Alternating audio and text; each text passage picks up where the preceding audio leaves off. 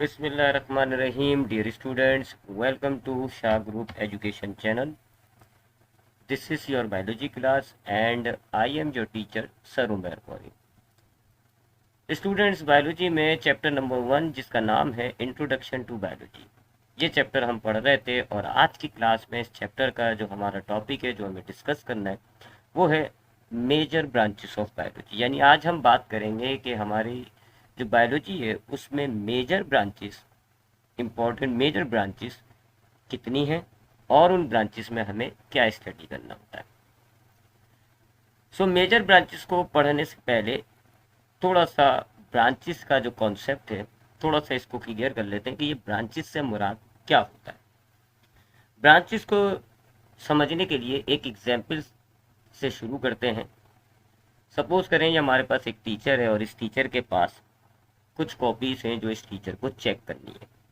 इसमें मैथ की कॉपीज़ भी हैं, इंग्लिश की कॉपीज़ भी हैं और साइंस की कॉपीज़ भी हैं। अब देखा जाए तो इस टीचर के लिए काम ज़्यादा हो जाएगा, मुश्किल हो जाएगा, तो इसको 3 अलग अलग सब्जेक्ट्स की कॉपी को चेक करना है। So it will be tough for this teacher to check the copies. अब ये एक काम करती हैं, इन्होंने 3 टीचर्स लिए। एक टीचर थे जी मैथ के और इन्होंने अपनी तमाम मैथ की कॉपीज़ इस मैथ के टीचर को दे दी।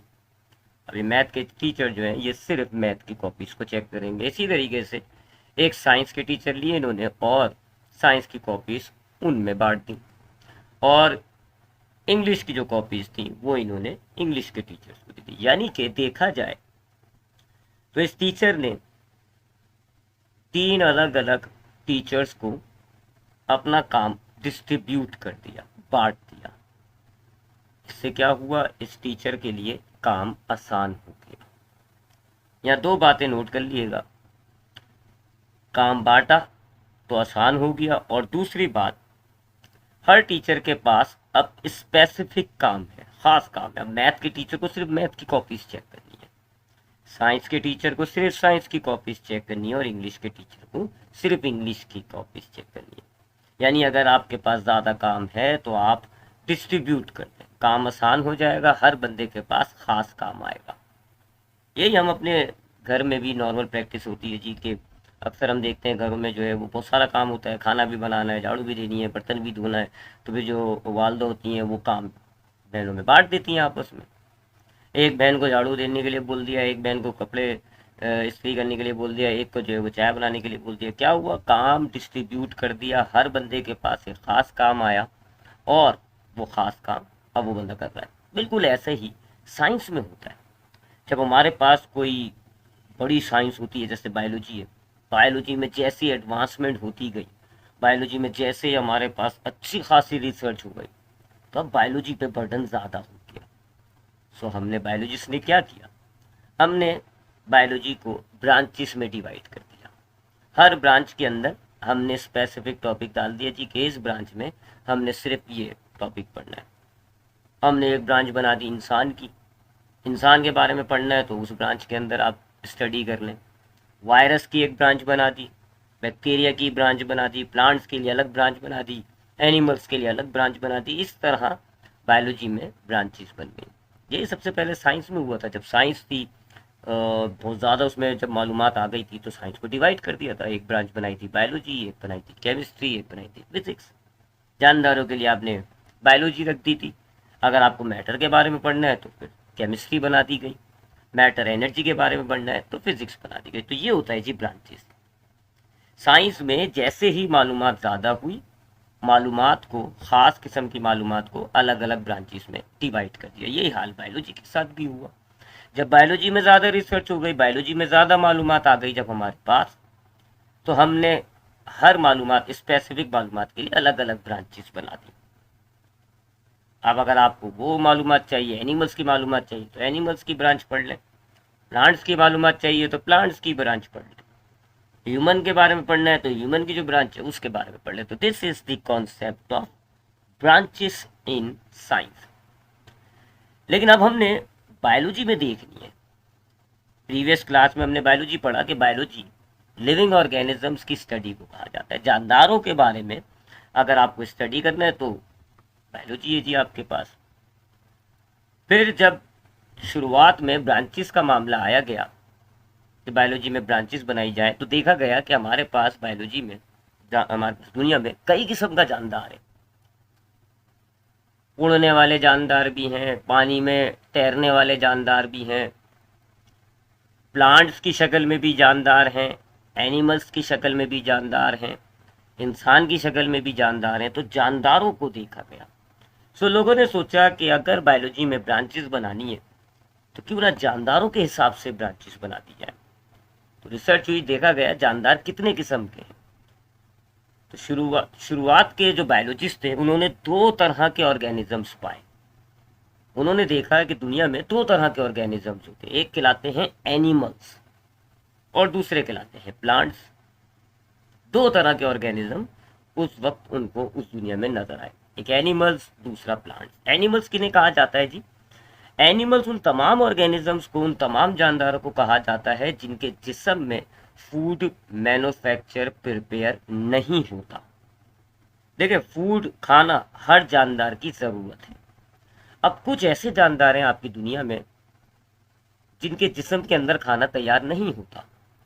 तो जब भी उन्हें फूड चाहिए होगा वो अपने एनवायरनमेंट से, बाहर से हासिल करते हैं।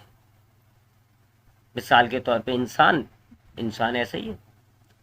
हमें खाना चाहिए होता है, हमें फूड चाहिए होता है, लेकिन जब भी हमारी बॉडी को हमें खाने की ज़रूरत होती है तो हमारी बॉडी के अंदर खाना प्रिपेयर नहीं होता, हमें बाहर से लेना पड़ता है। एनवायरनमेंट से हम बर्गर लेते हैं, खा लेते हैं, बिरयानी लेते हैं, खा लेते हैं।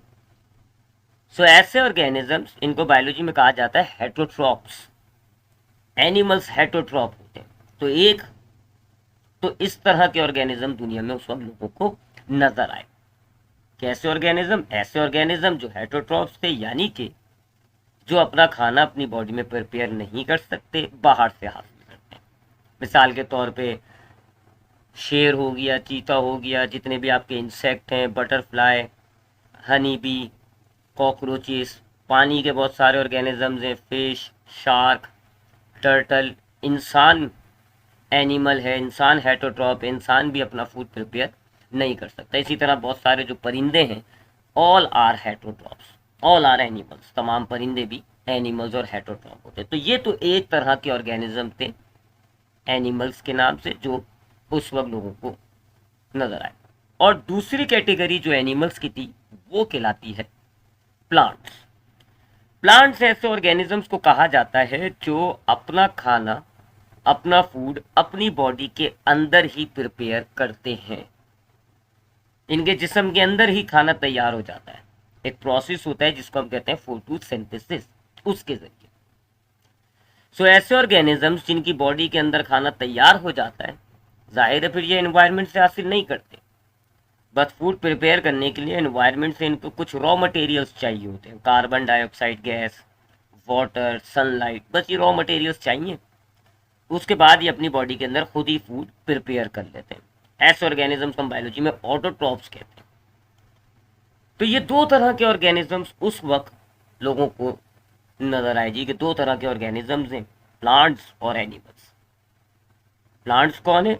जिनकी बॉडी के अंदर फूड प्रिपेयर हो जाता है, यानी ऑटोट्रॉप्स। एनिमल्स कौन से हैं? जिनकी बॉडी के अंदर फूड प्रिपेयर नहीं होता है, यानी कि हेटरोट्रॉप्स। सो इन दो ऑर्गेनिजम्स के हिसाब से उस वक्त के बायोलॉजिस्ट ने दो बड़ी ब्रांचेस बनाई। एनिमल्स को स्टडी करने के लिए जो ब्रांच बनाई गई बायोलॉजी में, उसका नाम है ज़ूलॉजी। जू मतलब होता है एनिमल्स, और लॉजी मैं आपको प्रीवियस क्लास में बता चुका हूँ, लॉजी मतलब होता है स्टडी ऑफ, पढ़ना। सो एनिमल्स को पढ़ने के लिए जो ब्रांच बनाई गई वो थी ज़ूलॉजी। तो ज़ूलॉजी क्या है? ज़ूलॉजी की पहली बड़ी ब्रांच है, पहली मेजर ब्रांच है, जिसके अंदर हम एनिमल्स के बारे में स्टडी करते हैं। Zoology is the branch of biology that deals with the study of animals. और इसी तरीके से प्लांट्स को स्टडी करने के लिए जो ब्रांच बनाई गई उसका नाम रखा गया बॉटनी। ये बॉटनी ग्रीक जबान का एक वर्ड है बुटेन, उससे ड्राइव हुआ है, और बुटेन का मतलब होता है प्लांट्स। सो बॉटनी बायोलॉजी में दूसरी बड़ी ब्रांच हो गई, जिसके अंदर हम प्लांट्स के बारे में पढ़ते हैं। Botany is the branch of biology that deals with the study of plants. So यूँ हमारे पास बायोलॉजी में इनिशियली दो बड़ी ब्रांचेस बनी, एक का नाम था जोलॉजी, दूसरा का नाम था बॉटनी। जोलॉजी हमने बनाई एनिमल्स को स्टडी करने के लिए, जबकि बॉटनी में हम प्लांट्स को स्टडी करते हैं। लेकिन उसके बाद जैसे जैसे वक्त गुजरता गया तो माइक्रोस्कोप एक डिवाइस होती है वो इन्वेंट हुई, और जब हमने माइक्रोस्कोप से देखा तो हमें ऐसे भी ऑर्गेनिज्म नजर आए जो इंतहाई छोटे थे, इतने छोटे कि जी वो आपको आपकी नॉर्मल आंखों से नजर नहीं आते। एक डिवाइस है माइक्रोस्कोप, उससे देखा जा सकता है। चैप्टर नंबर 4 में हम इनको थोड़ा देखेंगे। सो ऐसे ऑर्गेनिजम्स भी नजर आए जो कि बहुत ज्यादा छोटे थे, इतने छोटे कि आप उनको अपनी नॉर्मल आंखों से नेकेड आई से नहीं देख सकते। माइक्रोस्कोप का इस्तेमाल करेंगे तो वो आपको नजर आएंगे। मिसाल के तौर पे एक होता है एमीबा, एक होता है बैक्टीरिया और यूग्लेना। काफ़ी कैटेगरी है, काफ़ी ज़्यादा ऑर्गेनिजम्स होते हैं ये माइक्रो ऑर्गेनिजम्स। इनमें अच्छे भी होते हैं, बुरे भी होते हैं, बीमार करने वाले भी हैं। सो ये जो माइक्रोस्कोप से नजर आने वाले इंतहाई छोटे ऑर्गेनिज्म हैं, इनको हम कहते हैं माइक्रो ऑर्गेनिज्म। माइक्रो का मतलब होता है वेरी स्मॉल, बहुत छोटा। सो ऐसे तमाम ऑर्गेनिजम्स जो आपको नेकेड आइज से नजर नहीं आ सकते, माइक्रोस्कोप से ही व्यू होंगे, they are called micro organisms. और इनको स्टडी करने के लिए बायोलॉजी में तीसरी बड़ी मेजर ब्रांच बनी। इनके लिए एक आपने एक और मेजर ब्रांच बनाई।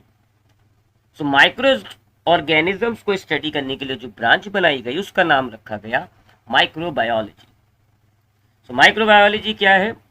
यह बायोलॉजी की तीसरी बड़ी ब्रांच है जिसमें हम माइक्रो ऑर्गेनिजम्स को पढ़ते हैं। Microbiology is the branch of biology that deals with the study of microorganisms। तो यूं ये तीन मेजर ब्रांचेस बायोलॉजी में बन गई। कौन कौन सी तीन मेजर ब्रांचेस?